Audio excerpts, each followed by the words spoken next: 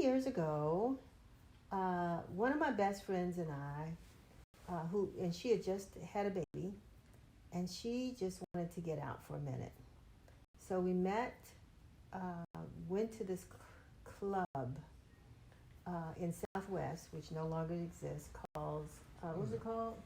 I was trying to think of the other day. Anyway, we went to this club, and M Street. Down on Water, it was Water Street. The brothers would call it the meat funk. I shouldn't say that. Take that off. Yeah. No, I'm just joking. You remember that, Actually, right? I think the women called it that. But They anyway, but anyway, we were not, after our, what do you call it, happy hour. We were not in our happy hour attire. So we sort of sat at the front door, kind of behind the door with our glasses of wine, watching people come in and out the door. And I had met him actually before. His girlfriend introduced me to him, who went to Hampton with me, and we passed each other maybe once or twice. Where did we meet? At Cindy's. We met actually at Cindy Bullock's house. Oh, okay. Yeah, but yeah, so that's how we met. We met at a friend's house, his former girlfriend. That's where we met. Oh, you gotta say it like that. Because that's the story. That's the short version. So let me tell you my version of what happened at the club. Well, I didn't finish mine. Well, you ready to keep going? So this guy walks by, and I'm like, oh, I know him. You all may not know what leisure suits are. Google it, you'll see. He had on a blue plaid leisure suit. The Nehru style. You know what a Nehru is? You'll look it up. But anyway, Nehru style blue plaid leisure suit, tied with a belt on the side. So I was like, I know him. So I walked up and I said, hey, how are you doing? He's like, hey! Oh, come on. So you could tell he didn't remember who I was. He's like, hey, good seeing you, blah, blah, blah. We talked a little bit. And, just decided after that we would get back in touch because we hadn't seen each other maybe in about a year or so. So that's it. Can I tell you my side of the story? What really happened, we saw each other, as she mentioned, at two events or places. But I was at Georgetown grad school, and she was in Howard Law School. But I used to study at the library, Georgetown's law library. She'd come into the library looking for me. She had a little cute little afro on. I'm trying to get my work done. And she comes over and starts a conversation. Now, once or twice is okay. But every time she came in the library, she made it a point to stop by where I was doing my work. And I became interested in her. She was intriguing. She was always a radical type sister. I always liked the power sign, and sisters who have some consciousness. And so I found that to be really interesting, the fact that we could relate, the revolution and all that good stuff. So, I said, well, let me check her out. Maybe she got some soul inside that afro. That's how we met. Like Denise said, she was in a prior relationship, and so were I. And then for me, my mother passed. I lived in Philadelphia, and I wanted to have some stability in my life. And I knew I had an idea of the kind of woman that I wanted to marry, and so Denise sort of fit that description. She was a little rough on the edges, but I figured I could work with her. And I always liked with her head, like I said, her consciousness. I thought that was really important for me to raise a family with a woman who has some consciousness and has consciousness about our people. And so I said, well, I can't get everything, but I might get 89.5% out of this young lady right here. So I'm very happy to have made that move. What do you want to add to that, sweetie? Well, I'll just add the fact that, I was 29. Lafayette was probably 35 or so when we met, when we started dating, let's put it that way. And I had my share of, friends who I thought the relationship would go somewhere, and he may have as well. And so, we just like sharing the story that, when we first met, I said to him, because I was willing, you know, to pursue a relationship. But before my feelings got involved, because I was ready to get married. I really was. I wanted to find somebody that was also willing to get married. So I told him very in the beginning, if marriage is not in your cards, we can be friends and call it quits right now before, you know, it goes any further. And I figured if we left that, we were out to dinner when we had that conversation. I figured if we left dinner and he never called me again, I'd be fine and he'd be fine. We could move on. But he did call me again. Right away. And I said, okay, let's see where it goes, you know. And I never felt unsafe with Denise. And so I felt like she would accept me who I am. I didn't think that I couldn't trust her, you know, and so I never felt unsafe with her. And like I said, because of our consciousness, we basically like the same thing, so it wasn't a stretch, you know. I don't know if I can really point to any specific time. I think just knowing that there's, you know, if there's a time when you know, when it's just knowing, right, that, and what I'm trying to say is not working because sometimes he doesn't answer his cell phone. You know what I mean? I'm like, help! It's like you didn't answer. So, but I mean, I just his presence. I'll put it that way. You know, just having him or you know, being in my life makes me feel safe. And let me just add to that, because I think definitely being in our lives make both of us feel safe around each other. But at the end of the day, I know I can depend on Denise. If I need something, you know, she might not answer the phone right away, or she may call me and I don't answer the phone right away. But once we do connect, she knows I'm right there. I mean, what you need, sweetie? I'm on my way, you know. And I might not do it every time, but I think I have a winning average. I do it most of the time, and I know she can, you know, depend on me as well. Okay. You know, I've always been one. You only have to tell me something one time, right? I get the point. I get it. And so if it gets to be, you know, overkill, I have something to do. And I don't know what this loud thing is he's talking about, because, you know, that's not really in my character. But no, really, it's and he can predict it now. He says, "Oh, I guess you're getting ready to walk away now," which is true. That's what I do. I'm like, okay, we've had this conversation. I see your point. Hopefully, you see mine. We don't need to keep going down this road. You may not agree right now, but I have to go to the store, you know, or I have to go to work. I have to do something. I just kind of, and he understands that, you know, not that the conversation ends, because as soon as I walk back in the door, he's back ordered again. I'm like, okay. Well, let me say this. I think two things. And I want this for all of the married folks out there, or folks who are planning to become married one day. Timing is really important. If you know your wife or your loved one has had a bad day, and I had to learn this with Denise, because sometimes she would bring home stuff that I didn't realize what she was bringing home. And I'm thinking she's bringing it home because of something that I did. And so timing-wise, I had to, so now I've learned to sort of step back and say, well, what are we arguing about? You know, maybe what I think we're arguing about is not really about me or her. It's just she has to kind of let off her steam. You know, I'm that person. So I really understand now the importance of just stepping back. I don't have to win the arguments all the time. I'm a long-term guy. You know what I'm saying? So, and then I think the other part is, the good thing about Denise and I, for the 30 plus years that we've been married, it's never been physical. Now, that's not to say we haven't had some verbal allocations, but we've never lost control of who we are. Sometimes when people argue, they lose control. And when you lose control, it's hard to stay within that boundary so that you can resolve the thing that you're arguing about, or something. Sometimes you don't even know why you're arguing. And like Denise said, I've learned to know her personality a little bit. So I just say, like most brothers I know, yes, honey, no problem. You're right, sweetheart. And then I move on to something else.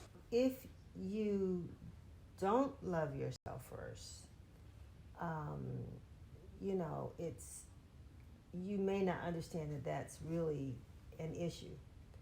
And a marriage, I think, will help you at some point to discover yourself and how to love yourself. Because sometimes, you know, in marriages, you may feel unloved, right? And what you expected, you know, love to feel like, because marriages bring different types of love. You know, it has its stages, and so when that happens, you know, a lot of times, you know, it can affect your self-esteem. You know, maybe I don't deserve this. Maybe this is not for me. Maybe I'm just, you know, something's not right about me or what have you. And then, you know, so you have to go find that within yourself, your spouse, unless, you know, there's some people, you know, who just have that magic, you know, not saying that we don't, but some people really have that magic, and they definitely reinforce each other. But if that doesn't, but it's never 24/7, a lifetime. So when it doesn't happen, you really have to pull on what's inside of yourself and what your strengths are to help you to realize that, you know, when this person may not be making you happy, that you can find happiness within. And and so, you know, the things that bring you joy, the things that you like to do, the things that make you, you know, feel whole are within. You know, this other person really just helps to complement that. I think that's right. And I do think it's important to know who you are and to love who you are. Because both partners should be bringing in a certain amount of strength. Because there are times that I know who I am and I know who she is. And we blended that. So now it's actually, believe it or not, it's really almost one. You know, we have our personalities and ups and downs like all marriage couples, but the strength that I have is the strength that you have, right, sweetie? Why are you laughing? You messed up my program. My mother and father married, had me, and I think maybe 3 years later they were divorced. I don't have any memories of that time, or at least any good memories of that time. My mother remarried, and that marriage lasted a very short time. No pleasant memories from that union. My father remarried, and you know, he died. You know, years later, they were married for I think 27 years, and I got a chance to observe that relationship. You know, with a stepmother and my father, and I knew that they loved each other, but I viewed it as a really great partnership. And so that meant a lot to me, you know, that, you know, you have the love and all that, but a partnership is really important, you know, because there's a lot of negotiation that goes on in the relationship, and a lot of sort of, you know, sharing of ideas, and how do you get through, you know, the easy parts, which is when you agree, but then the hard parts when you disagree, or when your you know, where your vision, there may be a divide in your vision for certain things, you know, how you feel about being a parent, you know, owning a home, where you want to live, you know, jobs, making job decisions, all that kind of stuff. So there's a lot of negotiating that goes into marriage, and that partnership between them sort of really informed me of that aspect of the marriage. Well, it's interesting that Denise shared that, because my mother and father divorced when I was like in kindergarten. And my mother moved back to Philadelphia, took me with her, and my dad stayed here in D.C. So I never grew up in a household, except when I was very young.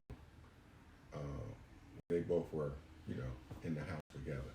So I didn't really have direct learning experiences of how a marriage should be, because they weren't there. But what I appreciated about my mother and dad, even though they were in different cities, they never shut the door. In other words, I've always had access to my dad here in D.C. I'd come and visit him during the summer, and he'd come up sometime and see me in Philadelphia where my mother is or was. And so what that did for me, though, it let me know what I didn't see from them is what I wanted in my marriage.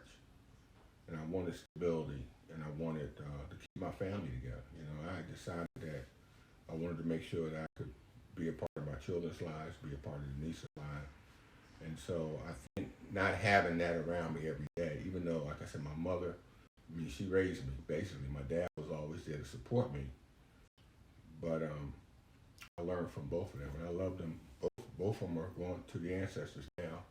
And I'm just hoping that they see what Denise and I have been able to create and keep so that future family members will have a better understanding of what family is about. And I think one of the things I'm really proud about our marriage is that I think our boys and my daughter understand, you know, the importance of what marriage should be. And I hopefully I'll help them whenever they do it, if they do it. Let me just say this quickly, that marriage and love are long term. They always are growing. And so you evolve. It's like life, you know, you evolve. A lot of times people get married from the outside, you know, how beautiful he or she is. Like Denise said, I was tall, and of course she's always been a cutie pie. But over time, I had to get past the physical part and understand that real love and marriage is a commitment that comes from within. And so it's not just a physical attraction, but now it's the internal attraction that really keeps us, the spirit that keeps me together and happy with her. You know, I think I talked about negotiation, which I think is a key element to, you know, a successful marriage. Also, sacrifice. Everybody has different values in relationships, and to me, that's one that's really important. Because in a marriage, I think that you should always, as much as possible, I mean, you're going to take care of yourself, so you talk about the self-love, but sometimes, you know, you have to sacrifice what you want, what you desire for that other person. You know, you have to think about that other person and you know, just let them know that they are as important to you as you are to yourself, right? So, and sometimes in marriages, you know, people just don't want to do that. You know, it's all about them. And you know, there's no room for you, right? And so, you know, I think sacrifice is really important in some ways. And some people might say, well, how would you do that? But, you know, I just think that that's part of the negotiation. You know, that's part of knowing when you put your wants and needs, or not your needs, but your wants secondary to somebody else's wants and needs. But it's not just a business deal. You know, you got to negotiate the best contract and all that. It's again, I think you know, you really evolve in it. You just have to both be flexible and grow together. You know, and that's what marriage does, and that's what love does long term. You know, people continue to love each other for different reasons, but there's always a root as to why they got married and they work towards that. So that's what's worked for. I think certainly for me. I think for me, you know, there's always the anniversaries, and hopefully I remember the date and how many years. I do my best. But so there's those formal ways of, you know, recognizing. But then there's always the daily stuff. You know, if I know Denise needs something, if I'm out at the store and I know she likes it, like she wanted some grapefruit juice the other day. You know, it wasn't a big deal, but I made sure that I got her high quality, fresh grapefruit juice and make her feel comfortable. She wanted Cheerios. I went out and got some Cheerios, you know. So there are things that we do to celebrate this thing, because I want her to be happy. She wants me to have it. Didn't you eat those Cheerios, honey? They were. That sounded like a commercial. Because they were Honey Nut Cheerios. Of course, That's not what I asked for.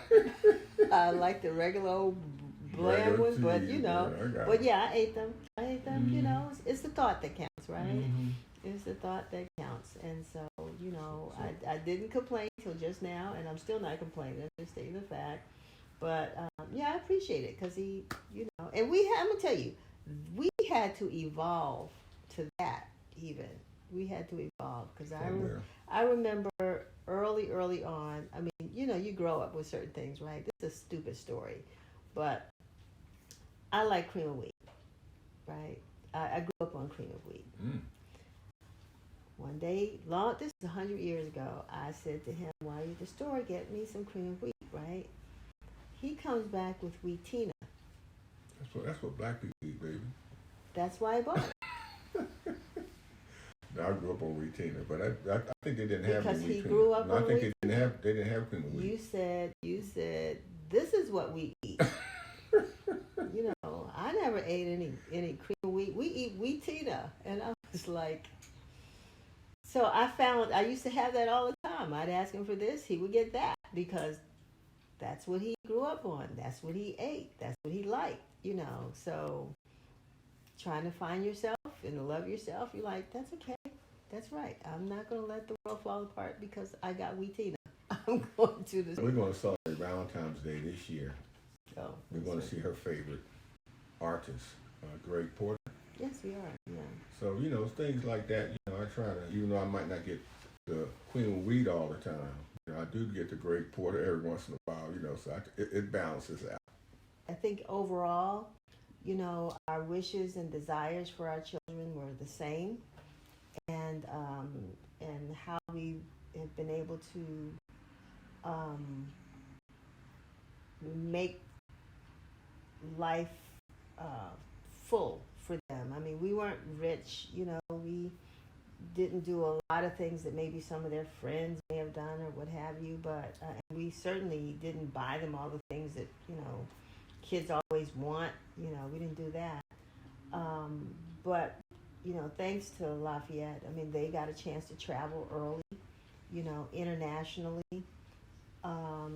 You know, he kept them, you know, with some of my help, but kept them enrolled in, you know, programs, soccer, music, you know, things that sort of, I think, widened their horizons. And so I think that was good. That was good. I think for me, you know, going back to how I was raised, you know, without my mother and father in the household. I mean, I made a commitment that when I married, that I was going to marry a woman who we could raise our kids jointly.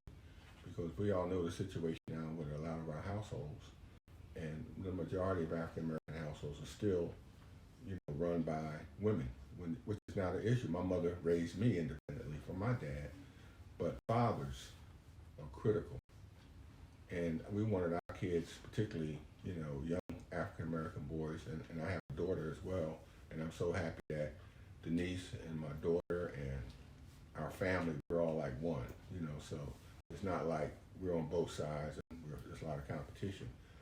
But through it all of my children, our children know that it's important to have a dad and a mother that work together. And yes, we do, you know, have some hard times, but most of the time we have good times. And we've been there for them, and we've given them experiences that I know I didn't have as a child, and maybe Denise didn't have either.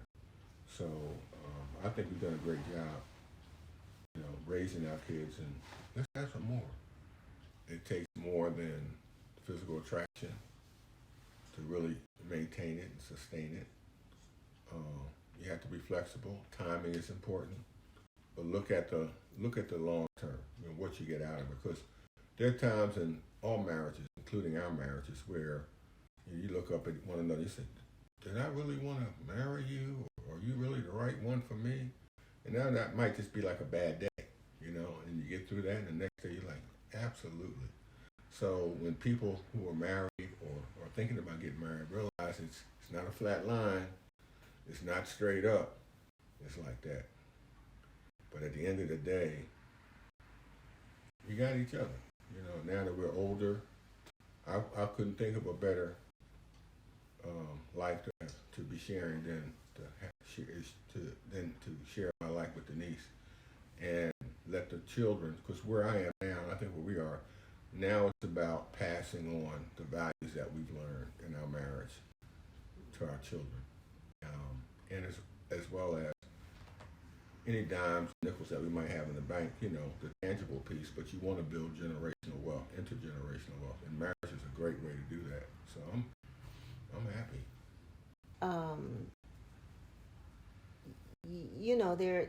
They're and I don't know, Lafayette says maybe he doesn't like my terms that I'm using when I talk about negotiation, when I talk about just the terms that I use when it comes to marriage. But I think those are important terms. Those are important things that you have to realize in marriage, that it does take these things in order to keep the marriage going. And that and the marriage is between two people, but it's two people that bring families together. And families are an institution that we need to, sort of to support, to nurture, sustain, to protect, sustain. And so, we as Black people, come from a history in this country where our families were consistently torn apart. And I think everything happens to make our families get torn apart. So sometimes in those times when you are really not sure, like he talked about, did I really do the right thing? You have to look at the big picture, and if we can do the work that's necessary to keep the institution alive, it's beneficial to everybody. Now you want to be happy, no question. You want to be happy, but nobody's going to be happy 24/7. So, get over it. But it's the institution. And plus, there were times when, I thought, well, maybe this isn't going to work, and Lafayette was very forthright. He said, well, if you decide to leave me, I'm going with you. I realized can't get rid of him now. Can't get rid of him. So, but everybody's impacted by that. We've experienced what the destruction of a marriage looks like. And I'm not saying that you stay in it because, it's not, if it's not benefiting you, if it's not making you feel whole, if it's, if it's a bad marriage. And there are bad marriages out there. But, a lot of people spend all that money, bring all their family and friends and everybody to come to witness this union, and everybody is affected by that union if it doesn't work. So give it all that you can, and when you can't give anymore, just ask say God to somebody, to give you some more. ask him to give you strength. Let folks know this is getting hard. And I don't know of too many people who are going to tell you, unless you're being physically abused or verbally abused, who are going to say to you, even your best of best friends are going to say, you need to leave. Some people will say that, but a lot of people will say, are you sure this? They're going to talk you through it. So, it's an institution that we need to protect. And then, once you and your spouse, kind of figure out, how you're going to operate in that space, and you can agree on that, because that's a negotiation, then, Let me just say one last thing to that. The always. saying, it takes a village to raise a child.